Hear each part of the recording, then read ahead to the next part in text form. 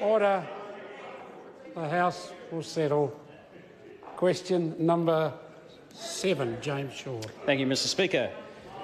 My question is to the Minister for Conservation. How will a coal mine on conservation land support today's threatened species strategy announcement? The Honourable Nicky Wagner. Speaker, on behalf of the Minister of Conservation, the Government recognises the importance of protecting important conservation values while allowing regional economic development. Conservation and mining are not mutually exclusive. No decisions have been made with respect to any proposed coal mine, and today we are highlighting our commitment to protect native species through Minister Barry's launch of the draft Threatened Species Strategy for New Zealand. This is a groundbreaking strategy. It aims to safeguard all our vulnerable threatened species and to set them on the path to recovery. Supplementary. Supplementary question, James Shaw. Given the high profile of the kiwi in the threatened species strategy, how can the Minister possibly consider opening a coal mine in a kiwi habitat? The Honourable Nicky Wagner. Mr Speaker, on behalf of the Minister of Conservation, the New Zealand Threatened Species Strategy, that's the draft and consultation, and I do invite the member to be involved in that process. It prioritises 150 species that we have selected to manage and to increase their population. Obviously, the kiwi is part of that, and the areas that it is found will be looked after.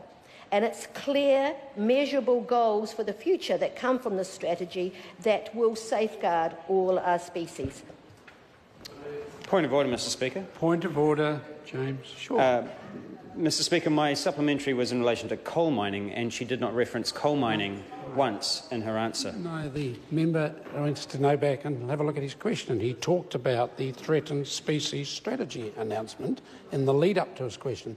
If he had asked the second part of his question alone, I might have been able to help him. Supplementary question, Supplementary. James Shaw. Does she stand by the answer given in her name at question time yesterday that the $22 million payoff from Bathurst Resources coal mining company to the Department of Conservation, quote, did not happen, end quote? The Honourable Nicky Wagner. Mr Speaker, on behalf of the Minister of Conservation, yes, I do stand by my statement yesterday.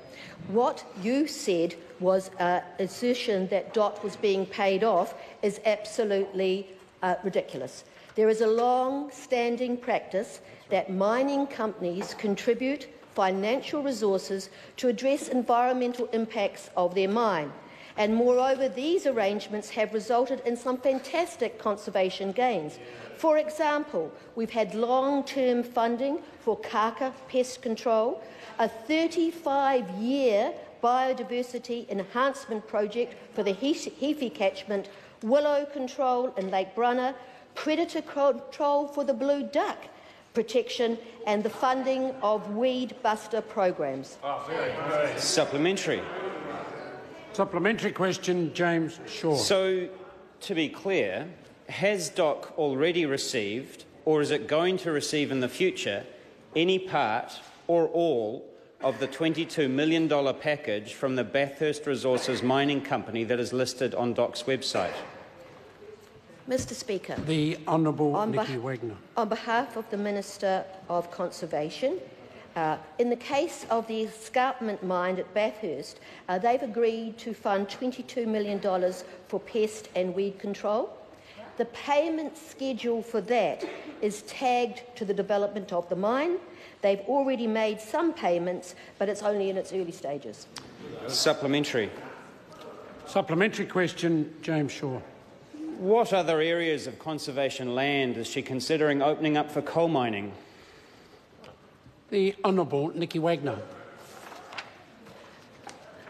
Mr Speaker, on behalf of the Minister of Conservation, the process that the member may not be aware of any coal mining access applications needs to go to the Environment Court. It is not a decision that the Minister makes. Interesting. Supplementary. Supplementary question, James Shaw. So can she explain to the House how coal mining on conservation land is in any way consistent with the Department of Conservation's view that, quote, climate change poses a significant risk to New Zealand's native species and ecosystems, end quote?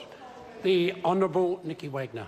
Mr. Speaker, on behalf of the Minister of Conservation, climate change is only one of many threats to our endangered species. These include predation, biosecurity, insertions, pollution and other pressures on the habitat.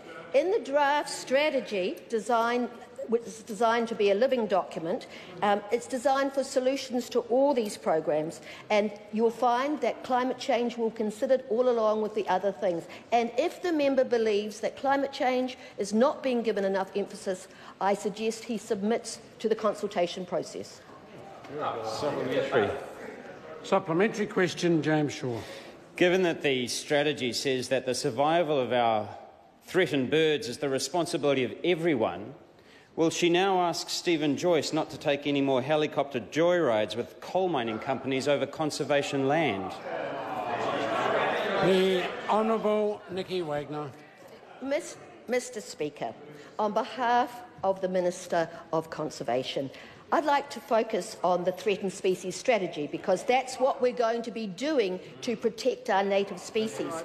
It prioritises 150 species and they have been selected to be managed to increase their populations. It will have clear, measurable goals for the future to safeguard all our vulnerable species, and it will inform decision-making on priorities and ensure resources are allocated effectively. All New Zealanders can be and should be involved with this strategy.